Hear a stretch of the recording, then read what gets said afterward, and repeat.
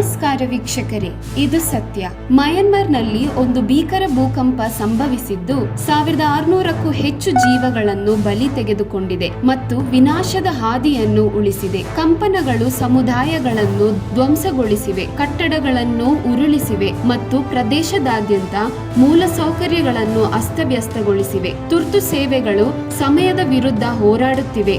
ರಕ್ಷಣಾ ತಂಡಗಳು ಅವಶೇಷಗಳ ನಡುವೆ ಹುಡುಕಲು ಮತ್ತು ಅವಶೇಷಗಳ ಅಡಿಯಲ್ಲಿ ಸಿಲುಕಿರುವ ಬದುಕುಳಿದವರನ್ನು ತಲುಪಲು ಯತ್ನಿಸುತ್ತಿದ್ದಾರೆ. ರಾಷ್ಟ್ರವು ಈ ಅಪಾರ ದುರಂತವನ್ನು ಎದುರಿಸುತ್ತಿರುವಾಗ ಸರ್ಕಾರಿ ಅಧಿಕಾರಿಗಳು ಮತ್ತು ಅಂತಾರಾಷ್ಟ್ರೀಯ ನೆರವು ಸಂಸ್ಥೆಗಳು ಪರಿಹಾರ ಮತ್ತು ಚೇತರಿಕೆ ಪ್ರಯತ್ನಗಳಿಗಾಗಿ ಸಂಪನ್ಮೂಲಗಳನ್ನು ಸಜ್ಜುಗೊಳಿಸುತ್ತಿವೆ.